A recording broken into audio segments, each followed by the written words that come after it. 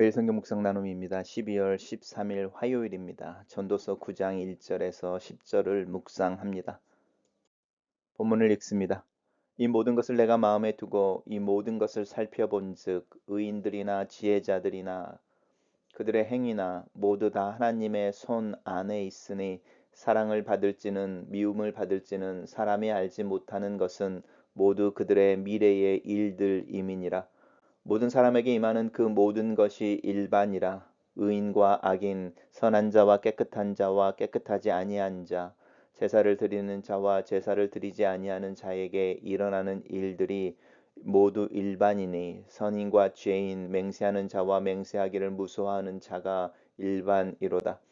모든 사람이 결국은 일반이라. 이것은 해 아래에서 행해지는 모든 일 중에 악한 것이니 곧 인생의 마음에는 악이 가득하여 그들의 평생에 미친 마음을 품고 있다가 후에는 죽은 자들에게로 돌아가는 것이라. 모든 산자들 중에 들어있는 자에게는 누구나 소망이 있음은 산 개가 죽은 사자보다 낫기 때문이니라.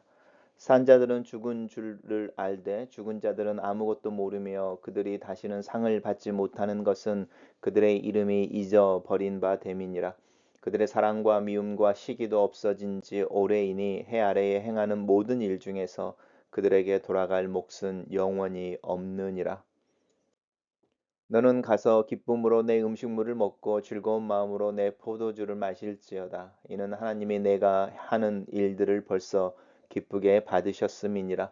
내 의복을 항상 희게 하며 내 머리에 향 기름을 그치지 아니하도록 할지니라.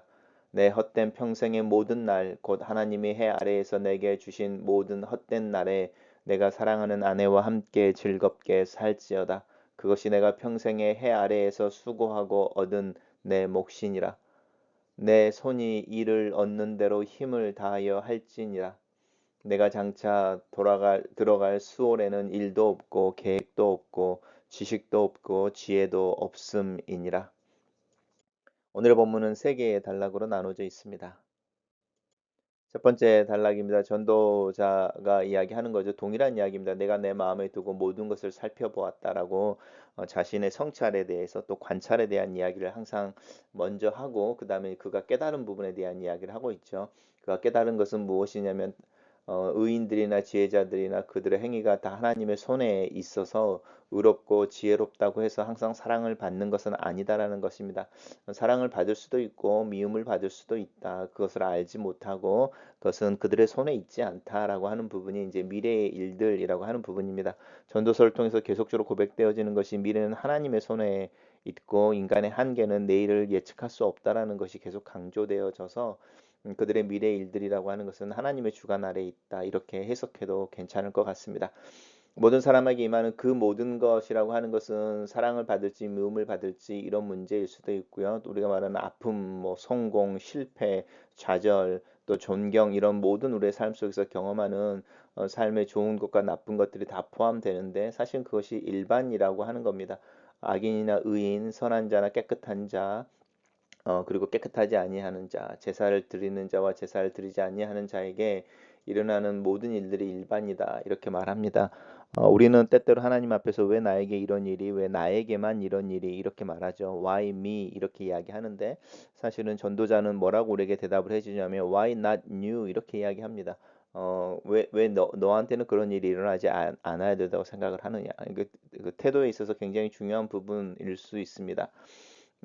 그 부분에 있어서 다 일반이다라고 하는 부분이고 모든 사람의 결국이 일반이라고 할 때는 결국이라고 하는 것은 이제 끝인 거죠. 엔드라고 하는 부분이 엔딩이 뭘로 끝나느냐라고 할 때 결국은 그것은 죽음이고 이 죽음은 이 세상에서 아무리 큰 권력과 권세와 명예와 뭐 명성을 가지고 있다 하더라도 사실은 죽음이라고 하는 부분은 정말로 모든 사람에게 돌아오는 공통적인 것이고 그것은 우리가 피조물이며 유한한 존재임을 자각시켜 줍니다. 해 아래서 행해지는 모든 일 중에 악한 것이다라고 하는데 이것은이라고 하는 이제 죽음이 왜 우리에게 들어와 있느냐라고 하는 부분입니다. 그래서 전도자 또한 우리가 경험하는 죽음이 우리가 가지고 있는 어떤 연약함, 한계라는 부분들 전에 죄라는 것과 연관되어져 있다. 시편에서도 또 성경에서 이야기하는 것처럼 죄의 싹은 사망이다라고 하는 부분에 대한 이야기와 연결해서 해 아래에서 행해지는 모든 일 중에 악한 것이 죽음인데 그 죽음의 근원 또 원인은 무엇이냐면 인생의 마음에 악이 가득하여 그들의 평생에 미친 마음을 품고 있다가 죽는다 이렇게 말합니다. 이 미친 마음을 품고 있다. 마치 우리 다니엘서 묵상할 때에 느부갓네살 왕의 교만함으로 말미암아 7년 동안 미친 마음을 얻게 되죠. 그래서 짐승처럼 풀을 먹고 이렇게 정신을 못 차리고 있다가 어느 날 정신을 문득 차리고 하늘을 쳐다보며 하나님을 예배했던 그 모습, 그 전의 마음인 거죠. 그 마음을 우리 또한 품고 있습니다. 단락을 요약해 보겠습니다.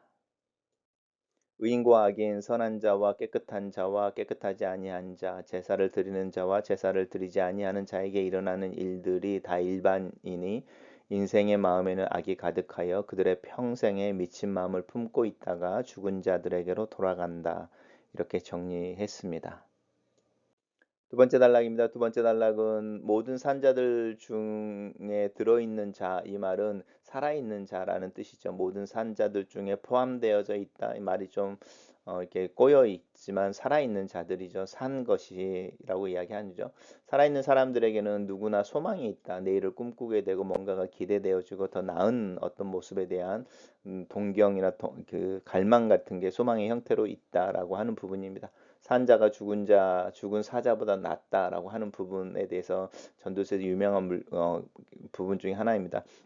그 전에는 이제 결혼식에 가는 것보다는 장례식에 가는 게 낫다 이렇게 이야기한 적이 있었는데 이것은 이제 죽음이 더 낫다라는 게 아니고 장례식에 갔을 때의 인간의 본연의 부분들 또 인간의 결국에 대한 이야기들 또 인간의 삶의 의미에 대해서 성찰할 수 있기 때문에 장례식에 가는 게 결혼식에 가는 것보다는 더 낫다라고 말을 했었는데 그것과 동일한 이야기입니다. 살아있음이라고 하는 것 그래서 더 나은 것을 소망할 수 있는 능력 그리고 그것을 추구하기 위해서 뭔가 열심히 일하고 시도할 수 있는 것, 비록 그것이 허무하다라고 말하는 일지라도 우리에게 주어진 어떤 목처럼 주어질 때에 그것을 일할 수 있고 그 일하는 것이 우리가 가지고 있는 우리의 몫이어서 또 하나님이 그것을 기뻐 받으시는 것이어서 그것이 우리에게 죽음이라는 것으로 인해서 허무하게 보일지라도 우리가 추구해야 되는 부분이다. 이런 이야기를 합니다.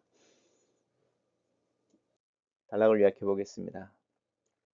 모든 산자들에게는 누구나 소망이 있고 산자들은 죽을 줄을 알지만 죽은 자들은 아무것도 모르고 그들의 이름이 잊어버린 바 되며 사랑과 미움과 시기도 없어진 지 오래이니 그들에게 돌아갈 몫이 없다. 이렇게 정리했습니다. 마지막 단락에서는 그러면 이제 살아있는 자로서 우리의 삶을 조금 더 의미 있고 또 그걸 즐길 수 있는 방법에 대한 이야기를 하고 있는데 기쁨으로라고 하는 부분입니다. 즐거운 마음과 기쁨이라고 하는 것은 같은 뜻입니다. 그래서 이것은 어떤 감정의 부분일 수도 있지만 우리가 우리의 마음속에 있는 가장 기본적인 에너지의 레벨, 요즘 텐션 이렇게 말하는데 우리가 삶을 향해서 가지고 있는 텐션의 부분입니다. 나이가 들어가면서 이 텐션이 약해지고 성숙해져 간다고 할 때 자족하는 것과 또 관조하는 것들이 늘어나면서 이 기쁨, 즐거운 마음이 사라지는 경향이 있습니다. 그럼에도 불구하고 우리에게 주어지는 것, 특별히 이 먹는다는 것과 마신다고 하는 부분입니다. 우리 일상에서 가장 기본적인 생존, 또 우리의 몸을 살아있게 만드는 가장 기본적인 행위를 즐거움과 감사함으로 할 수 있을까? 왜냐하면 하나님께서 내가 하는 일들을 벌써 기쁘게 받으셨기 때문이다. 굉장한 아이러니이기도 합니다. 왜냐하면 전도자는 계속 허무함에 대해서 이야기하고 있는데 이 본문에서는 네가 하고 있는 일을 하나님이 기쁘게 받으셨으니 그걸 신뢰함으로 너의 일상의 작은 부분을 즐거운 마음으로 기쁨으로 누려라 이렇게 이야기하는 거죠. 그리고 이제 의복을 항상 희게 하며 내 머리에 향 기름을 그치지 아니하도록 할지어다. 이 즐거운 마음, 네가 이제 네 삶에 있어서 긍정하고 있는 것, 감사하고 있는 것을 너의 외모를 통해서 이제 정리되어져 있는 모습, 청결한 모습으로 표현해라 이런 이야기 하고 있고요. 그 다음에 이제 나오는 것이 내 아내와 즐겁게 살지어다라고 하는 부분입니다. 가정을 이룬다고 하는 거 믿음의 중요한 요소인데 그것은 단순히 가정을 이룬다의 문제가 아니죠. 부부간의 관계 속에서 나타나는 부분입니다. 그래서 서로 즐겁게 살지어다. 다른 말로 바꿔도 되죠. 내가 사랑하는 남편과 함께 즐겁게 살지어다. 그래서 계속 기쁨으로 즐거운 마음으로 즐겁게라고 하는 이 부분인데 그것이 우리의 일상에 먹고 마시는 것 그리고 아내 남편으로 대표되어지는 가족 안에서의 관계를 즐거워할 줄 아는 것 또 그것을 즐거워하는 것 그것이 하나님이 우리에게 주신 삶을 즐거워하고 감사를 표현하는 방법이다.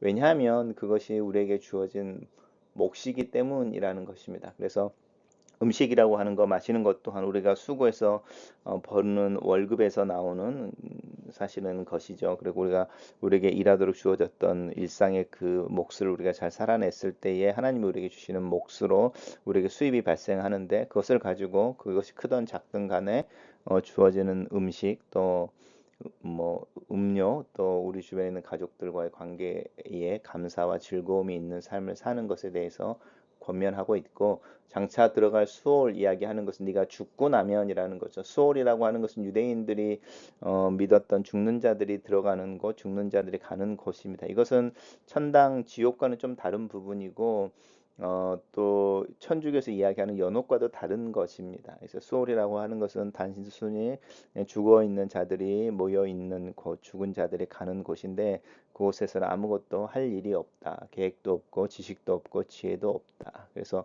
다윗도 그런 이야기를 하는데 하나님 내가 죽어서 수월에 가면 누가 하나님을 찬양할 수 있겠습니까? 이렇게 말하는 어떤 아무것도 할 수 없는 그 죽어 있는 시신들의 모습 속에서 연상되어지는 이 수월이라고 하는 부분을 한번 생각해 보시면 좋을 것 같습니다.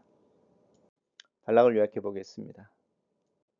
내 손으로 이를 얻는 대로 힘을 다하고 기쁨으로 음식물을 먹고 포도주를 마시라. 하나님께서 내가 하는 일들을 기쁘게 받으셨다. 깨끗한 옷을 입고 외모를 단장하며 내가 사랑하는 아내와 함께 즐겁게 살지니 이것이 내가 평생의 해 아래에서 수고하고 얻은 내 몫이다. 이렇게 정리했습니다. 첫 번째 나눔입니다. 왜 나만 이런 고난을 받느냐고 불평할 때가 있다. 기도가 응답되지 않고 상황과 문제가 해결되지 않아 낙심할 때가 있다. 그러나 잠잠히 앉아서 살펴보면 내가 경험하는 삶의 도전과 어려움은 이 세상을 사는 모든 사람이 경험하는 것이기도 하다. 건강을 잃고 직장을 잃고 사랑하는 일을 잃고 믿었던 사람에게 배신을 당하고 내일을 선택해야 하는 상황에서 머뭇거리고 어디로 갈 줄 몰라 두려워하는 것은 모든 사람이 다 동일하게 경험하는 것이다. 오히려 예수 그리스도를 믿음으로 내일이 하나님의 손에 있음을 고백하고 내 삶의 여러 가지 도전과 고난에 하나님의 뜻이 있음을 신뢰하고 죽음 이후 영원을 경험하는 그리스도인의 삶이 더 특별하지 않은가? 예수 그리스도 안에서 내게 주어진 내가 가지고 있는 믿음과 용기, 능력에 더 초점과 시선을 맞추자. 넘실거리는 파도와 바람이 아니라 내 곁에 계시는 주님에게 시선을 두자. 내 마음에는 선한 것이 없으며 미친 마음을 품고 살았지만 지금은 예수 그리스도의 이름으로 성령이 내 안에 계시고 하나님 나라를 꿈꾸고 영원한 생명을 누리며 살고 있지 않은가? 두 번째 나눔입니다. 삶의 도전과 한계 앞에서도 살아있음을 긍정하는 힘에 대해 생각해 본다. 죽은 자가 살아있는 자보다 더 나은 상황에서도 여전히 살아있음에서 나오는 긍정의 힘을 생각해 본다. 살아있기 때문에 삶을 긍정하고 내일을 희망하는 능력이 있지 않은가? 죽음 이후에는 죽음을 인식할 수 없고 이 삶을 다시 살 수 없으니 죽지 못해 사는 것이 아니라 오늘을 살고 있어서 꿈꾸고 계획하고 도전할 수 있는 기회가 내 앞에 있음을 인식하자. 오늘은 항상 하나님이 주시는 선물, 프레젠트임을 기억하고 하나님의 선물과 함께 주어지는 하나님의 사랑과 능력을 구하고 믿음으로 하나님을 의지하여 오늘을 살자. 선물로 오늘을 주신 하나님께서 그 선물을 즐거워하는 내 모습을 보시며 즐거워하시도록. 세 번째 나눔입니다. 세상의 모든 일, 해 아래 새로운 일이 없고 다 헛되다고 노래하던 전도자는 일상에서 먹고 마시는 가장 기본적인 일 속에서 기쁨을 찾고 아내로 대표되는 관계 속에서 즐거워하는 것이 지혜이며 복임을 분명히 한다. 모든 일이 허무함으로 끝나는 것 같지만 내 삶이 하나님의 책에 기록되어지는 이야기이며 곧 하나님의 이야기의 한 부분으로 구성되는 것을 기억하자. 거대한 담론이나 꿈을 이야기하기 전에 내게 주어진 평범함과 일상성을 누리고 즐거워하기 위해 나는 내 자신을 훈련해 가야 하겠다. 글로 쓰는 기도입니다. 살아계신 하나님, 오늘 하루를 선물로 주신 하나님 앞에 섭니다. 내 코에 붙어있는 호흡을 느끼며 그 호흡이 하나님께서 불어내시는 하나님의 숨과 연결되어 있음을 느낍니다. 다 이해할 수 없는 삶의 도전과 어려움 앞에서도 하나님께서 주시는 선물로서의 오늘을 즐길 줄 아는 지혜를 구합니다. 먹고 마시는 일에서 즐거움을 느낄 수 있도록 도와주시고 내 가정의 관계에서 기쁨과 만족이 경험되도록 도와주시옵소서. 예수님 이름으로 기도합니다. 아멘.